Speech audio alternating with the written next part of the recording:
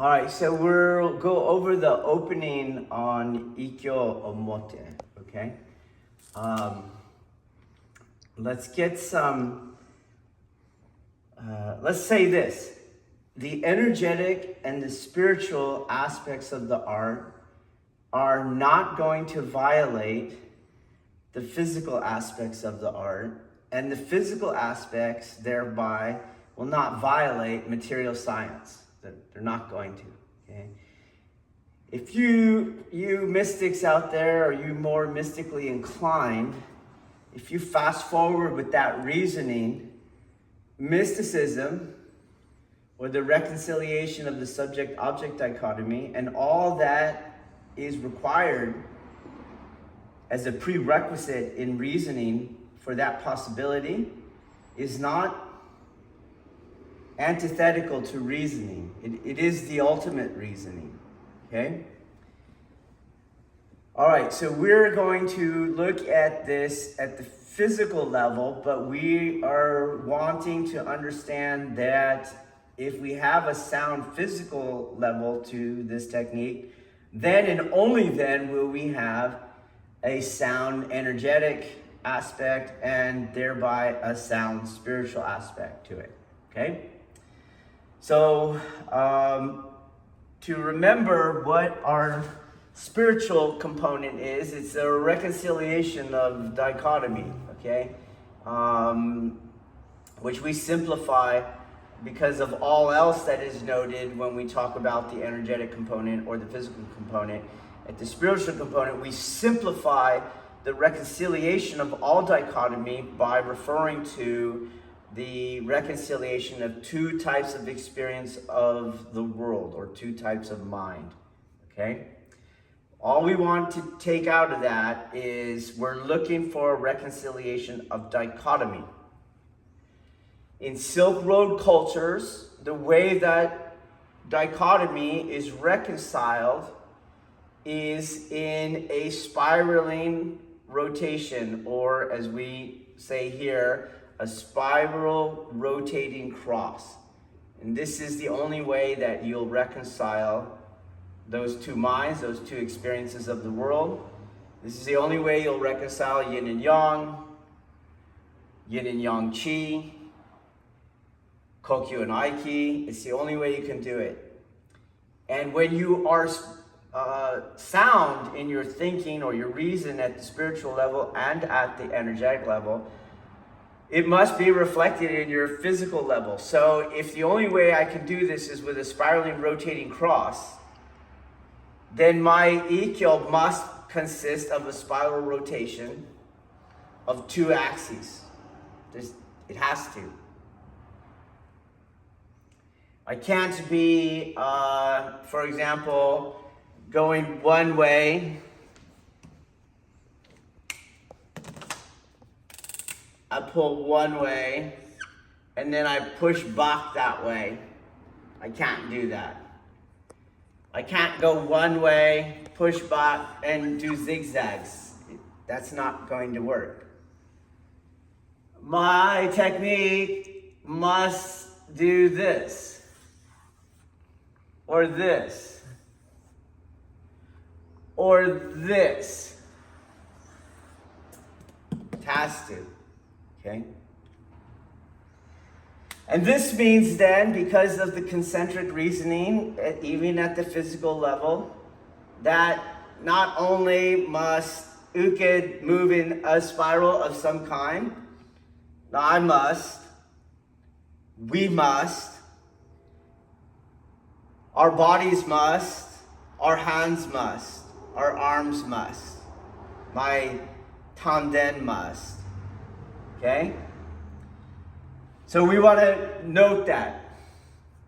We don't want these zigzagging, reversing angles because they do not function energetically and thereby they do not function spiritually, but also they're not martially sound. They don't work. Okay?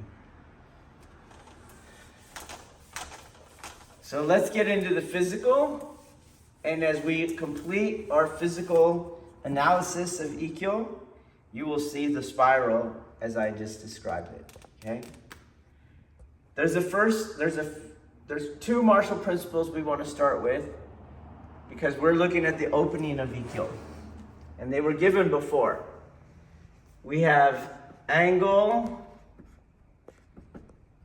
of deviation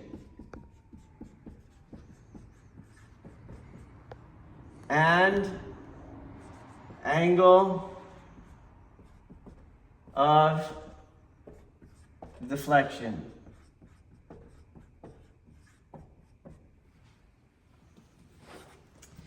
These two angles are going to tell me where to move and how to move.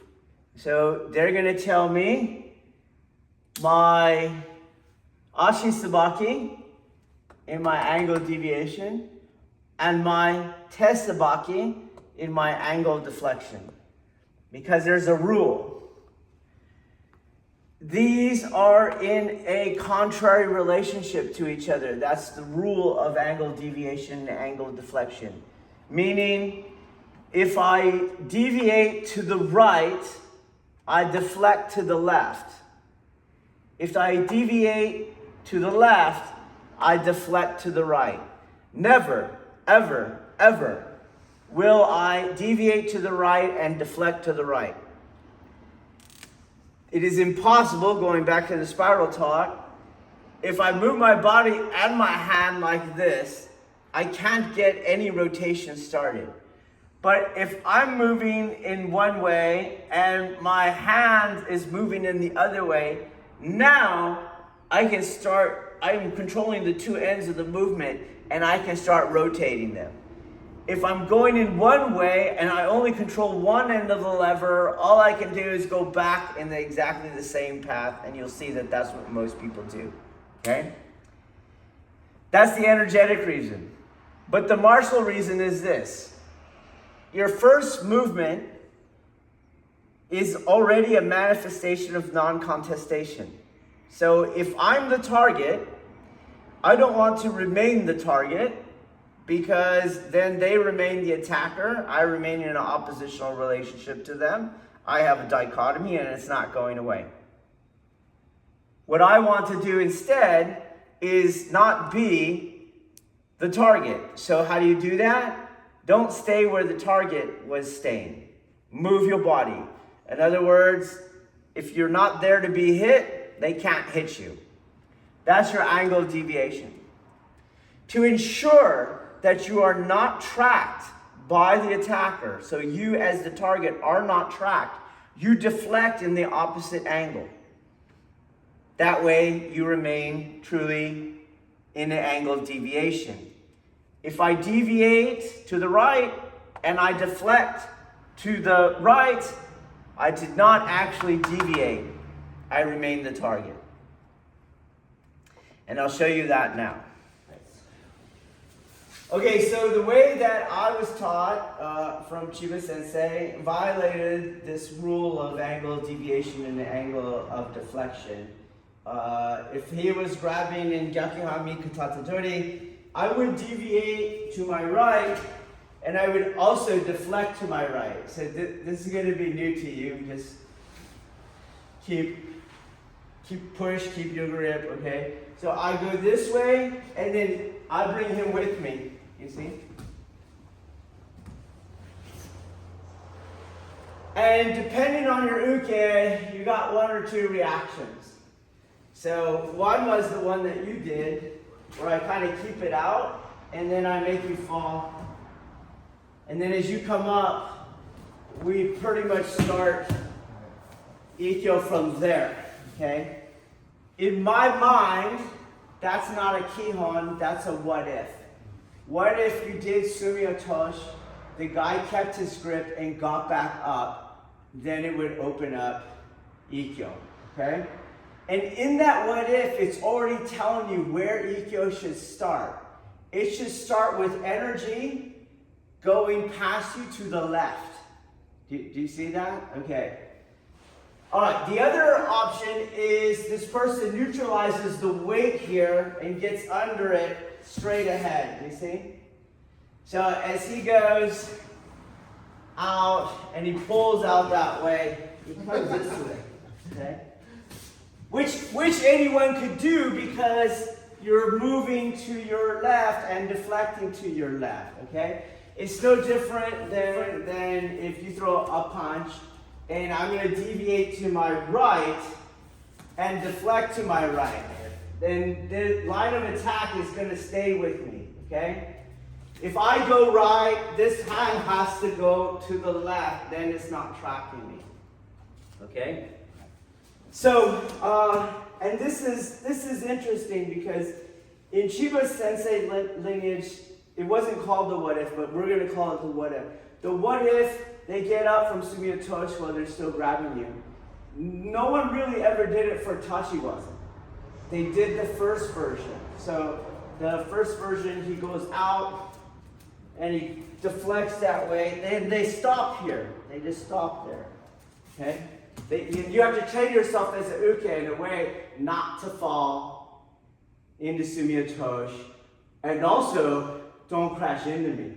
Do you see? So as you go really hard, and you're going really hard, oh, that's bad uke. Right? I have to figure out, he goes really hard, and I have to figure out how to stop where you can see I can still go forward because he's not deflecting in contrary angle to his angle deviation. They're complementary angles, so you're still open to it. Okay? So we don't want to do that. All right? So if we look at the working what if I go this way and I take you down into Sumiyatoshi, and as you're coming up, you can see that I'm on the right and I'm going to deflect to the left. Do you see that? Well, we just want to do that from the start, okay? And the way to do that is instead of going this way with your deflection goes this way. So right on the grab, not this way. Right on the grab, I go to the right, my hand and his elbow go to the left. Just like if you threw a punch, I move to the right, or my parry and blocks go to the left. Here he is, I go to the right, he goes to the left. If we're standing and he does not do the what if, but you better do the kurikemi and don't crash into me, okay? He's at this angle. He's not at that angle. And that's why all I can do, because all I'm controlling is one end of the lever, all I can do is go back on that same lever, which is what you see. And this is a straight line. I move on a straight line, you moved on a straight line. But we don't want a straight line, so I'm going to start this rotating. And now he goes that way. Boom.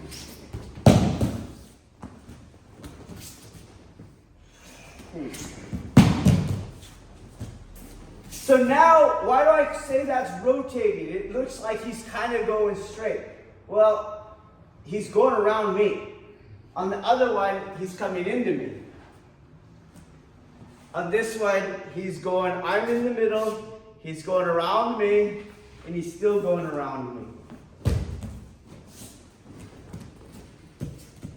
Now, when you try to get someone who's used to the old way to do this new way, they think it's just a free-for-all. So they combine the two. You see, maybe they go here, and it's not quite around me. Or they don't move at all. There was a deviation. It might be small. So here my rear leg did it. Then my front leg. Or maybe my whole body does it. And the angle of deflection is made smaller. But I have to generate this spiral. And that means I'm at the center. Okay, that's the way you generate spirals. All right. The second mistake that people often make is they don't let the spiral get past you. they get anxious. So they go one and they try to turn it. You say, we'll do it on the other side. And just like in all of Aikido, you have Mai, and Mai means space-time, not just space. So there's a time for this spiral rotation, okay? So as I go one way, he goes the other way. I don't start doing the second spiral until my inward spiral of my Tesabaki will feed the spiraling action. And in order for that to happen, his shoulder must be past the ground, okay? From where I'm looking now. Not past the ground, that's going to be way late from the original plane. The plane that we're on is starting to rotate, okay? So if his shoulder is on that side and I do my spiral rotation, I don't get as much of you in that deep curve. So I have to let your shoulder go by, there it is. And now I can do it. It goes by, it passed me, that's when this comes in.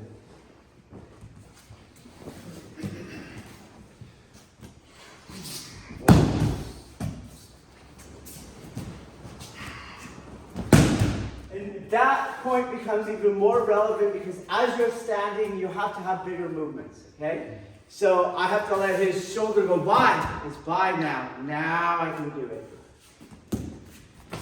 I can't be on the front and try to do it. He has to go by. Boom.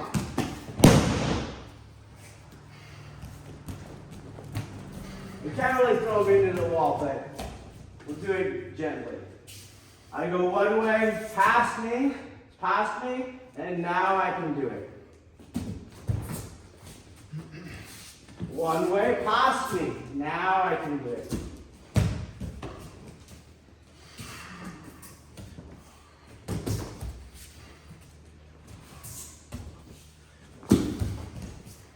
All right, and now that we start this relationship of him moving around me, I am going to take this spiral, and this is why I call it a spiral rotating.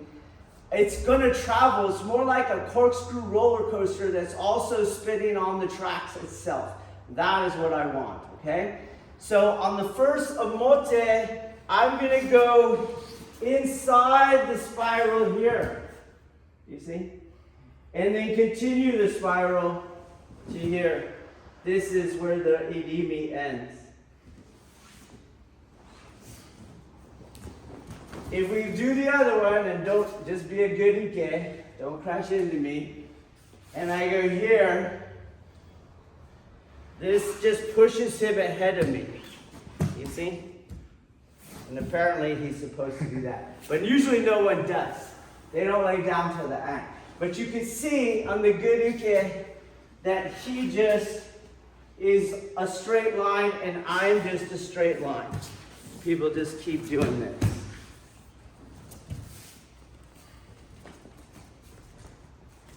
Because this is a corkscrewing, gyroscopic roller coaster, I don't want to be in a two-dimensional plane where I'm on one side and just pushing something ahead of me.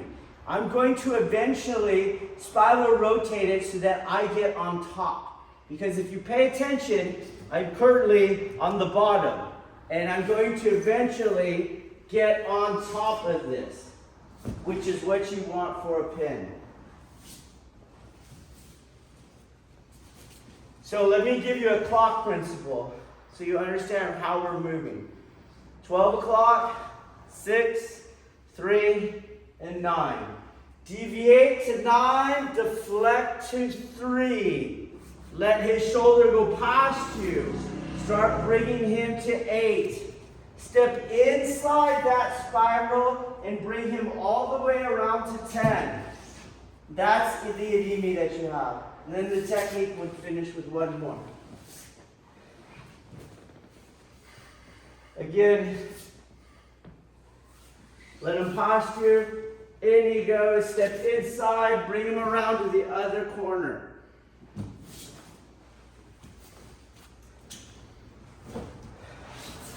I go to 9, he goes to 3. I'm throwing towards 8, I step inside, and I bring him around to 10. There's your Aikimi. And then technique finishes here.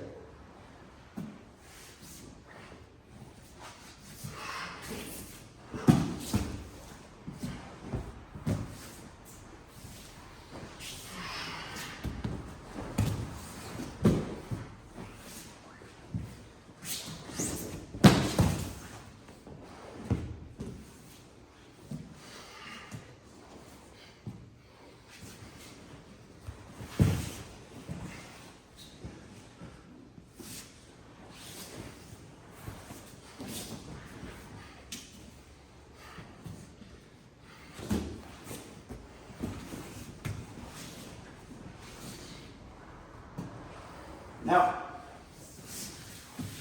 try it again. はい、ネイバーにしてください。します。そして、します。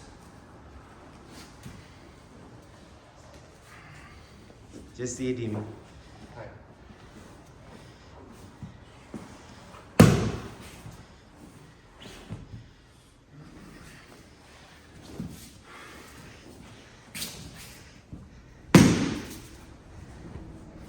Make him come around you. はい。 Come around you.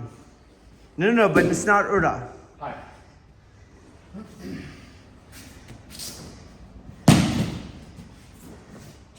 There you go. はい。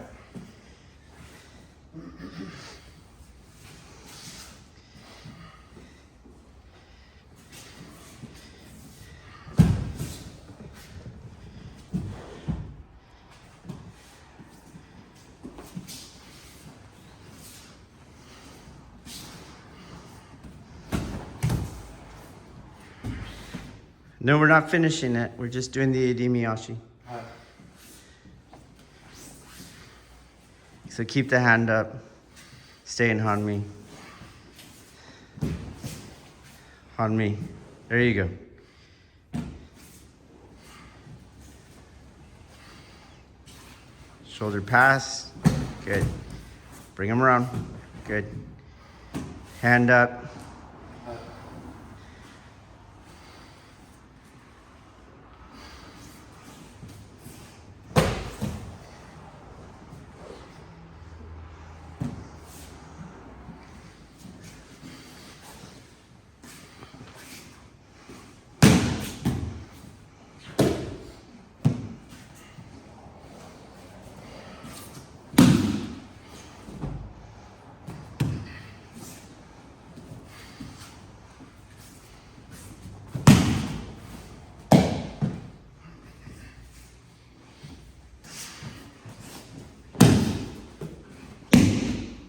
Don't bring him around. Stay in Hanmi. はい。 Hey. Good.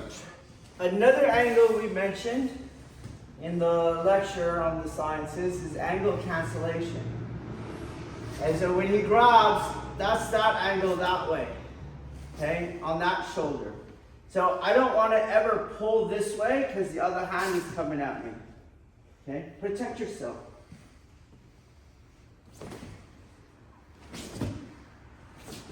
This goes this way to knock that shoulder back. Not here. Boom. This is at best Aikido, only he has the energy going with his strike and I don't. This one, not Aikido. I hit, he doesn't hit. And this is creating your angle cancellation. What the fuck is that? Again. Boom. And this movement that we're doing is your front inward kazushi that you're doing. So,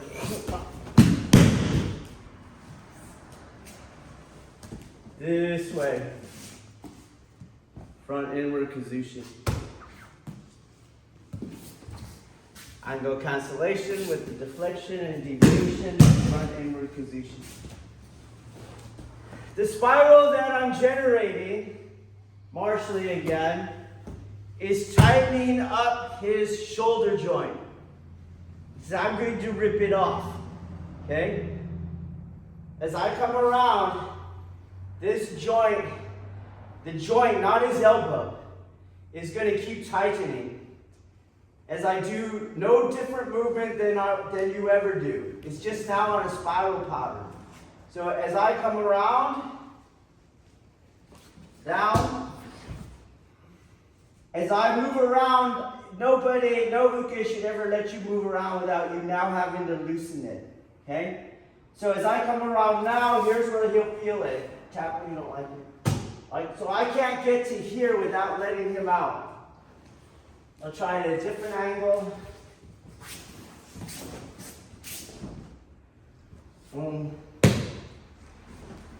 In as I rotate. Now this angle, as I go back around, because I'm going to spiral, it's going to be really tight because it's already tight now. Like you could already do the tap from here. Because I use a spiral to tighten up all the joint. So now as I move into it, I'm never going to get there. Meaning, if I was holding it just as tight, this is where I break his arm into the final pin. Whereas in the other technique, other hand, and I'm pushing, just do your ukemi. Grab, boom. There's no stress on the joint. Right? Right. Because there's no stress, the theory is that I'm going to hold him down and he's going to be pinned. But we already know that he can do a Granby roll from there. Okay? He can just roll out of that. He can slide forward and take away the pressure, the vertical pressure point. This is not a pin. Could be a breakthrough. It could be a dislocation if it's done properly on a spiral. Okay? The other thing that I have is, again, internally. So my tanden is moving one way. And as it goes another way, it now has to go down. So it's going down. It's coming back up and going back around. And now it finishes down over the top. And now I do all that going in the other direction in this movement here. So it's going down. I'll loosen it for him. It's going down, around, back around, and down. On that one last movement. None of that is in the other technique that has no angle of cancellation on the cross-lateral arm, that does not generate kazushi, as in the forward, inward kazushi pattern, generates no angle cancellation, and works on a linear line, requiring your uke to be good by following the choreography. Totally different.